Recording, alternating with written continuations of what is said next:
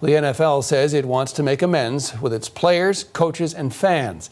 It had previously banned players from protesting during the national anthem. But now its commissioner says it was wrong to not listen to players about racism and discrimination. Laura McQuillan tracking the story for us and joins us now. Laura, what do we know? Well, John, a lot of people are wondering exactly what this message from the NFL is going to mean. Yesterday, they posted a video message from their Commissioner, Roger Goodell, in which he does make that apology to players for not hearing their concerns and backing their right to peacefully protest, which is at odds with some of the past behaviour of the NFL and certainly the way it has treated players like Colin Kaepernick, who took a knee during the national anthem as far back as 2016. Now, take a listen to what the NFL Commissioner said in that video. We, the National Football League, admit we were wrong for not listening to NFL players earlier and encourage all to speak out and peacefully protest. We, the National Football League, believe Black Lives Matter. Without Black players, there would be no National Football League. And the protests around the country are emblematic of the centuries of silence, inequality, and oppression of Black players, coaches, fans, and staff. And plenty of that silence and oppression has come from the NFL itself. As I mentioned, it has cracked down on players when they have protested at games, with kneeling during the national anthem, for instance. It in fact banned players from taking a knee and fined teams if their players did that. So all of this protest action and that lack of any kind of message from the NFL Commissioner prompted a pushback from players in recent days.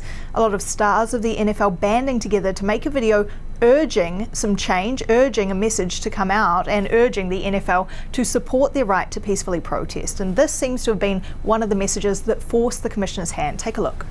We will not be silenced. We assert our right to peacefully protest. It shouldn't take this long to admit. So, on behalf of the National Football League, this is what we, the players, would like to hear you state. We, the National Football League, condemn racism and the systematic oppression of Black people. We, the National Football League, admit wrong in silencing our players from peacefully protesting. We, the National Football League, believe Black Lives Matter. Black Lives Matter. Black Lives Matter. Black Lives Matter. So now the NFL has admitted it was wrong in silencing players from peacefully protesting, but a lot of people now wondering, will that mean a change on that ban on players taking a knee, and will there be any apology to Colin Kaepernick over what has happened to him in recent years, John?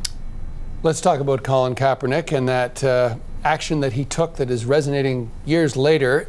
That topic has stirred controversy for another NFL player this week. What can you tell us about that, Laura? That's right. New Orleans Saints player Drew Brees asked in an interview with Yahoo Sports, what happens if players do take a knee this season? Will things look different? And what will he, as a leader in the NFL, be doing to support players as they want to protest? Well, in response to that question, he said, quote, I would never agree with anybody disrespecting the flag. Now that is something that was said many times about Colin Kaepernick's protest, that he was disrespecting the flag, though Kaepernick himself had said very clearly and many times that he was protesting police brutality, and other players who joined that message made it clear that that was the point behind their protests as well. Now, Drew Brees has backed down now. He has issued apologies for saying that it was disrespect to the flag or the military.